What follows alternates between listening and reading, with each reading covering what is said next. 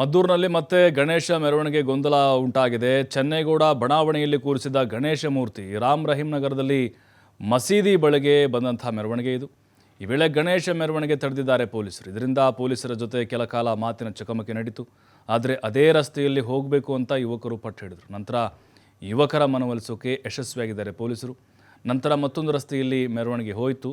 ಇನ್ನು ಕಲ್ಲು ತುರಿದ 7 ಆರೋಪಿಗಳನ್ನು ಪೊಲೀಸ್ ಕಸ್ಟಡಿಗೆ ತೆಗೆದುಕೊಳ್ಳಲಾಗಿದೆ. ಸೆಪ್ಟೆಂಬರ್ 17ರವರೆಗೂ ಈಗ ಅವರನ್ನು ಕಸ್ಟಡಿಗೆ ತೆಗೆದುಕೊಂಡು ವಿಚಾರಣೆಯನ್ನು ಮಾಡಲಾಗುತ್ತೆ. ಕೋರ್ಟ್ ಈ ಆದೇಶವನ್ನು ಕೊಟ್ಟಿದೆ. ಅತ್ತ ಮದ್ದೂರಿನಲ್ಲಿ ಬಿಜೆಪಿ ನಾಯಕರ ವಿರುದ್ಧ ಎಫ್ಐಆರ್ ವಿಚಾರಕ್ಕೆ ಸಂಬಂಧಪಟ್ಟಂತೆ ಪ್ರಚೋದನೆ ಆಗುವ ರೀತಿ ವರ್ತಿಸಿದರೆ ಕಾನೂನು ಕ್ರಮ ಅಂತ ಸಿಎಂ ಹೇಳಿದ್ದಾರೆ. ಇದು ಹಿಂದೂಗಳ ಟಾರ್ಗೆಟ್ ಅಲ್ಲ ಅಂತ ಸಿಎಂ ಸ್ಪಷ್ಟನೆ ಕೊಟ್ಟಿದ್ದಾರೆ. ನಾನು ಹಿಂದೂ, ನನ್ನ ಹೆಸರಿನಲ್ಲಿ 2 ದೇವರಿದೆ, ಸಿದ್ಧ ಅಂದರೆ ಈಶ್ವರ, ರಾಮ ಅಂದರೆ ವಿಷ್ಣು ಅಂತ ಅರ್ಥ ಅಂತ ಬಿಜೆಪಿ ನಾಯಕರಿಗೆ ಈಗ ತಿರುಗೇಟನ್ನು ಕೊಟ್ಟಿದ್ದಾರೆ. ನೋಡಿ, ಮತ್ತೊಂದು ಗಣಪತಿ ವಿಸರ್ಜನೆ ಸಂದರ್ಭದಲ್ಲಿ ಮೆರವಣಿಗೆ ಹೋಗ್ತಾ ಇತ್ತು. ಮಸೀದಿ ಮುಂದೆನೇ ಹೋಗಬೇಕು ಅಂತ ಯುವಕರು ಪಟ್ಟಾಗಿತ್ತು.